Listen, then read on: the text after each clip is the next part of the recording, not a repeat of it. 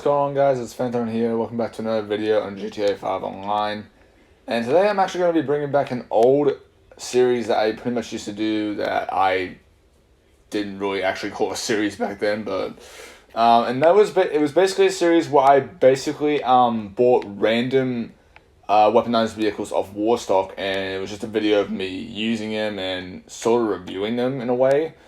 And yeah, that's basically what the video was me using many different weaponized vehicles.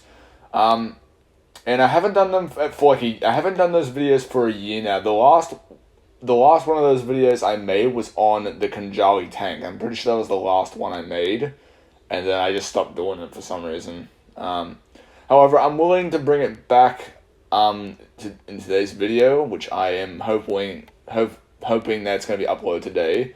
And that is going to be the Weaponised Tampa. I looked back at that series I used to do, and this is actually one of the vehicles I have not done yet. Go look at those old videos I did of using random weaponized vehicles, and comment down below the weaponized vehicles that I have not done yet, and I'll go ahead and use them in this video. Use them in a video in the future, maybe. Alright, well, let's go ahead and get straight into it. So, the Weaponised Tampa, you can get it from the Warstock website for just... if you don't have the trade price for it, it's just over 2.1 million, and it's pretty reasonable because this is a weaponized car. It is very weaponized. You'll see it in a few.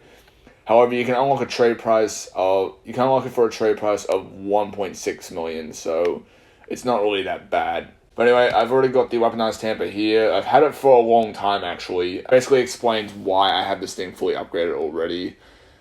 Please ignore the customization I did on it. I don't know what kind of style I was going for, but yeah, this thing does have max armor plating and it has all the good options on. But yeah, let's go ahead and take this thing outside, shall we?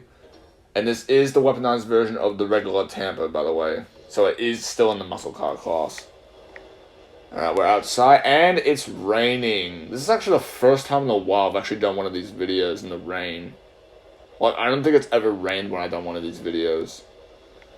So yeah, let's go ahead and go over the weapons of this vehicle, because as the name, Weaponized Tampa, vehicle has about 4 weapons on it, which is pretty insane. But I'll explain, however, I will explain most of them.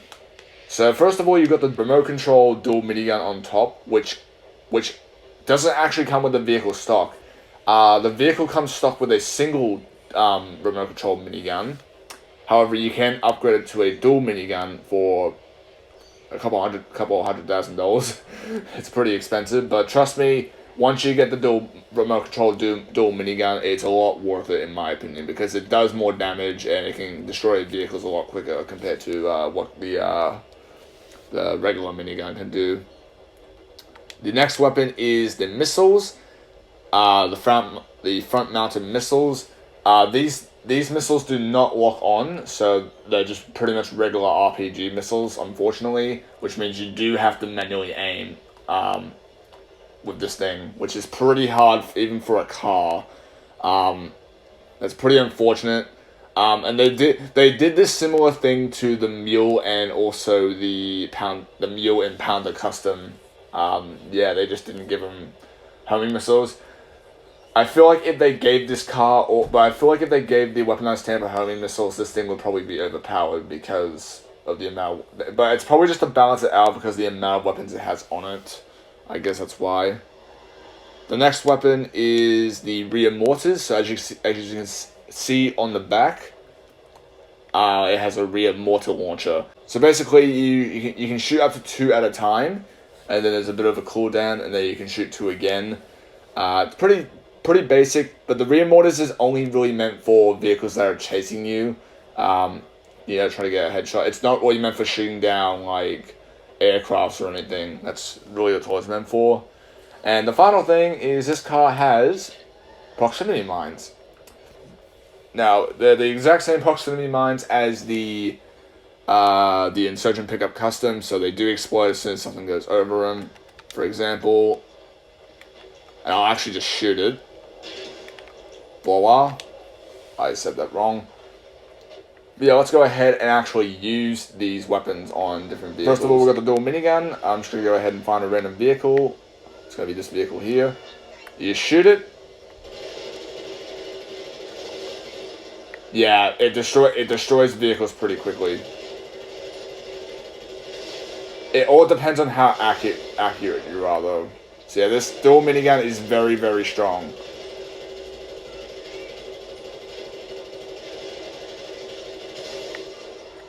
So if you just bought the Weaponised Tampa, definitely put the dual minigun on it. It is definitely worth it. Now we've got the proximity mines. Press it once down. You just use the horn on. You press the horn button, and it will just place them. Also very fun to use, in my opinion. All right, we got the manual aiming missiles, unfortunately. So like I said, you do have to manual aim. You can even see because I'm not locking on the cops. Usually with homing missiles, you would lock on the cops, but yeah, not with this vehicle, unfortunately.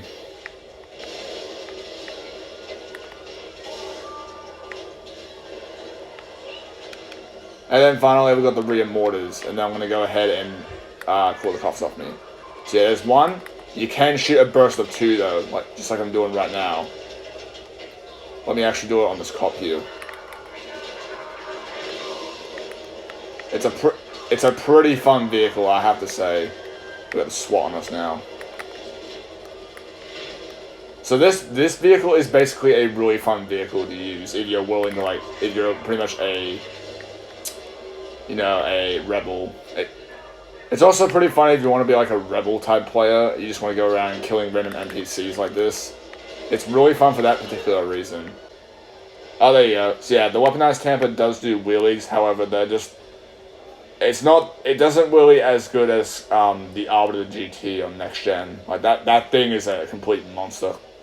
So there's two bad things about the Weaponised Tampa, and it's pretty unfortunate that they did it to this. They did it to this vehicle, and it's pretty much the reason why this vehicle is obsolete now. So obsolete, comparing it to many other vehicles that we have in the game now, like the Oppressor Mark II and Toreador, for example.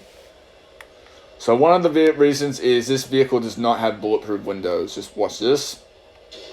As you can see, I can shoot straight through them. The front windshield does take a few shots before it actually breaks, but other than that, it's not bulletproof whatsoever. As you can see, it broke just then. So, even with those armored upgrades, the windows do not go bulletproof. And to wrap this all off, I'm going to show you guys the most disappointing thing about this vehicle. I just need to get... So even though you bought the max armor upgrade for this vehicle and you maxed out the armor as well, unfortunately, it still only takes one missile, which is very disappointing in my opinion. If this vehicle could take more than one missile, if that thing could at least take 3 missiles, I would be happy. I would be happy with that. But the fact that it only takes 1 missile is just disappointing. Even with those armored upgrades, you're basically just wasting your money on those armored upgrades for nothing. So, if you buy the Weaponised Tampa, I honestly won't worry about the armor plating or armored upgrades, because it still only makes the vehicle get one. It still gets the vehicle one-shotted by a missile, which is very disappointing. But yeah, that is it for the Weaponised Tampa. That is actually all about it.